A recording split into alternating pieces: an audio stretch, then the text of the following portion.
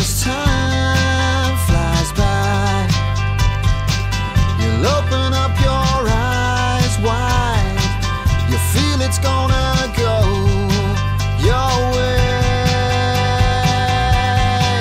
Hey, hey, it's a brand new day. Hey, hey, hey, it's a brand new day. Hey, hey, it's a brand new day. Hey, hey, hey, it's a brand new day. Halfway. Free taxi 4 times a month and 25% discount on your car insurance if you're the Zero Hero. Yeah, I'm here in Marbella, but it says here I'm in La Canada. If you haven't mastered the lingo, don't worry. Linear Director has a free GPS geolocator service that will come and find you. Hey, hey. I am absolutely delighted, personally and professionally, to welcome back Bijan to the program.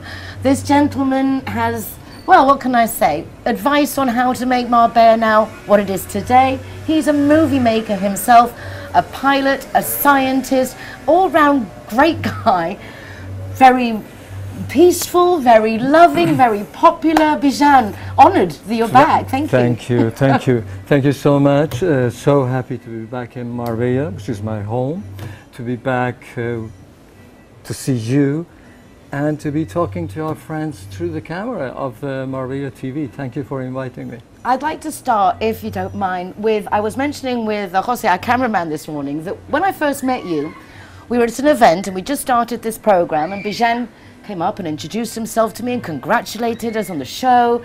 And then when I left, I realized, I thought, oh my gosh, I can't wait to try this, and realized that you'd given me like 15 different tips of how to make the program better, more exciting, more engaging, and yet I hadn't realized. You didn't use the word but.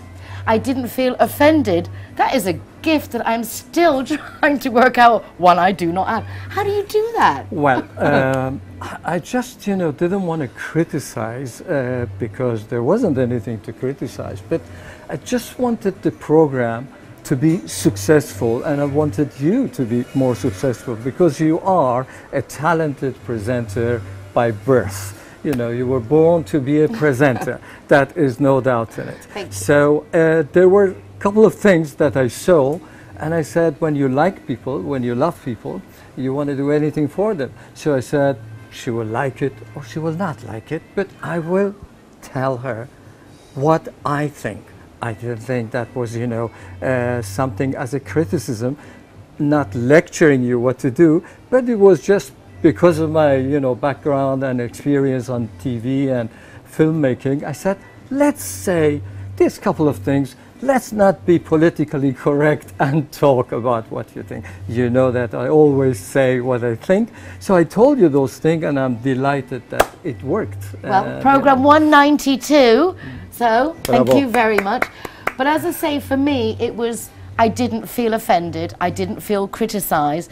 I left with eager enthusiasm to put into practice your suggestions, and that, I think, So glad. is the summary of how you present yourself, whether it's in science, movie, as a pilot, whatever you're doing. It's this piece, this way of knowing, or you're osmosising with everyone. So is this a natural gift? Is this something you've worked on to become this peaceful, wise person? Well, thank you for the compliment. I'm really melting down with all these compliments. But I think when in your childhood, you are conditioned to a couple of things. For example, solitude was something that I liked. So I would go inside myself. When I was a little boy, I lost my mom very early, and that maybe pushed me to be a solitary person.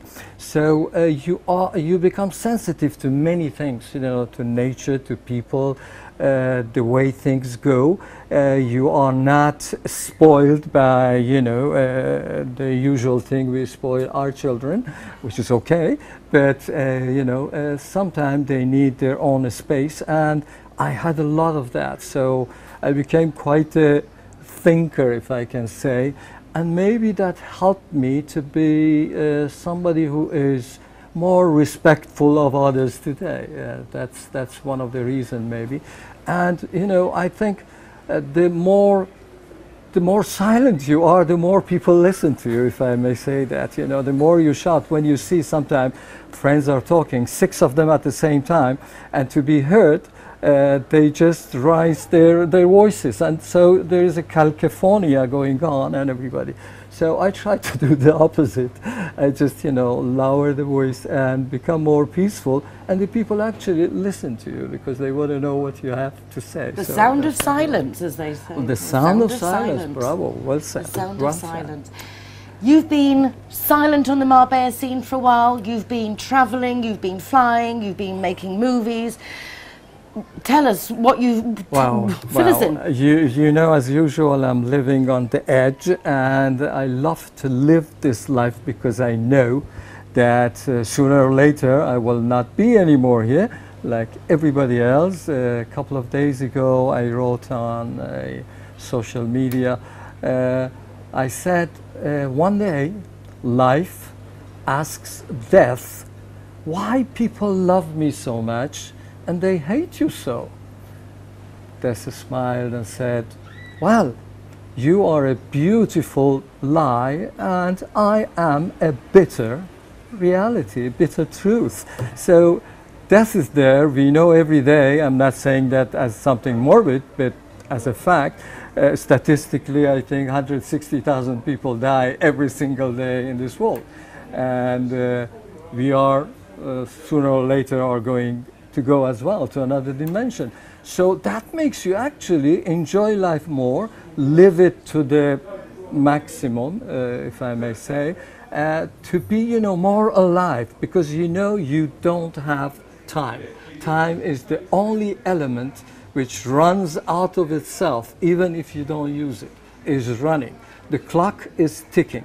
So you have that time and that's it. I like that analogy. It's like you're saving money in the bank. You can't save your time. Once it's gone, it's gone. Whether you've enjoyed it, spent it wisely or not. You put petrol in your car, if you don't use it, the petrol is still in the tank. But the time, you can't actually harness it. It will run out.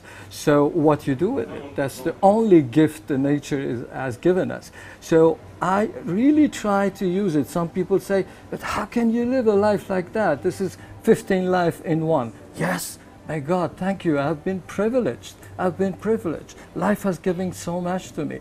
One of the things I was doing lately was to be a member as an engineer. As you know, my background is aeronautical engineering, electronic, telecommunication. I wanted to be part of the Médecins Sans Frontières, is an organization. Doctors Without Borders. Doctors Without Borders. And they need a lot of doctors, of course, who work for free in war zone and catastrophe zone and all that.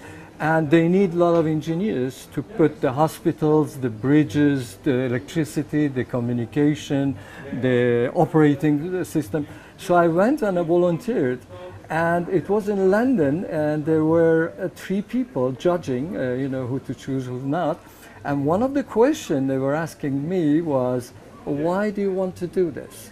This is dangerous, you can, you know, you make no money, and you take big risk. You get a bomb dropped on your head, or you get a disease. Why do you want to do that?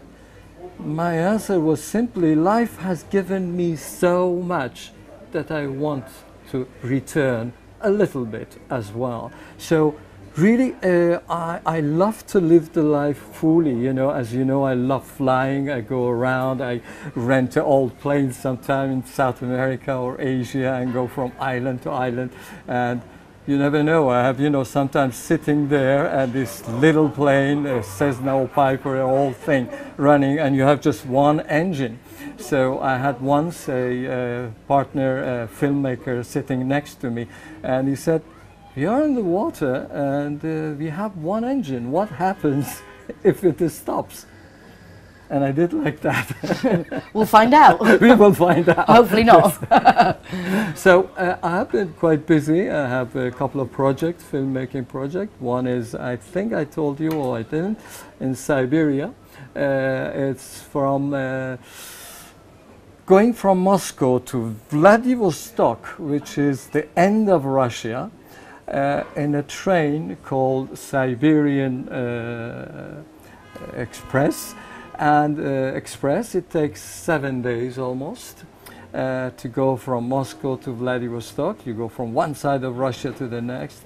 And it's about two people who meet in a train cabin, second class cabin, not very comfortable, but very warm.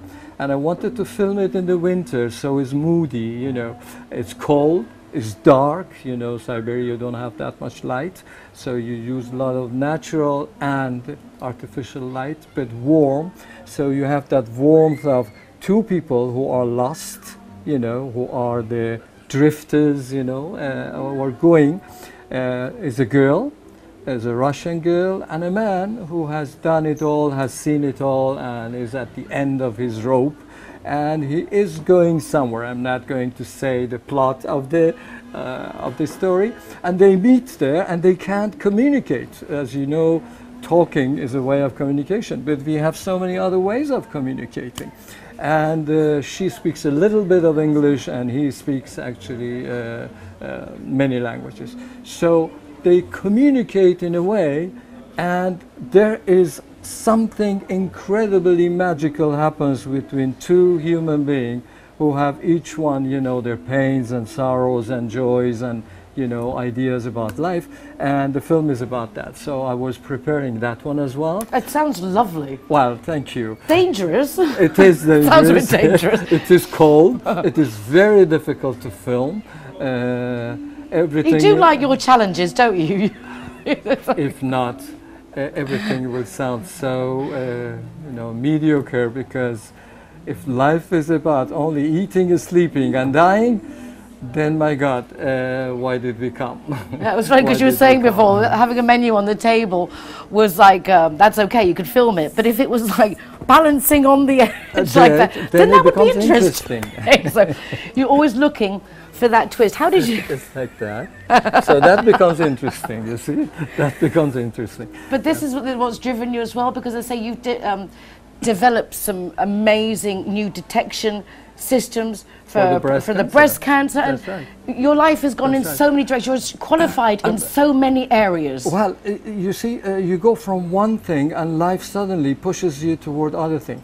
I invented and patented a detector for satellite photography of desert to find water. That was something many years ago when I was a student. And then that little detector was used by a scientist in Strasbourg, France, for the early detection of breast cancer. You imagine? I went from the desert to breast cancer. So you are catapulted in life, you know, by surprises that life gives you, because they say, don't worry about your little problems here and there, because the entire universe is working to help you out. So it is true. Things all have an end, the worries and, you know, all the things which don't go well as we want, but those are maybe, you know, somehow ephemeral. They just go away. So you really have to grasp the tail of the life and let it go, and don't let it go, because then it takes you somewhere. So yes, I went from aeronautic to medicine, and I worked with major scientists and universities around the world, from Japan to Chile. You know, you learn so much, and then when you see what you're doing helps others, it's just a delight to the heart. You say, well, I've done something which has been useful. I don't want any glorious, you know, compliments or anything after I die, because when you go, I guess. And there is another theory there, what's happening scientifically. But everything, even the universe, actually has been the new scientific challenge that even the universe has an end. There is an end to the universe we know. So what you do, you just wait? No, you do things with your time, and that is the essential challenge. Yes. Wow, and I'm so delighted and honoured that that time includes a few moments for Marbella Now. Bijan, thank you so much. My pleasure. Are you going to be around in Marbella for a while? Are you off Yes, again? I am. Yes. Okay, so he'll be coming back and we'll be able to get more details about other things. But in the meanwhile, you do realise you have no idea who you're sitting next to in Marbella. Oh, it's just like... Thank you so much. Thank you. Thank you, Bijan. Thank you. Thank you for listening. Brand new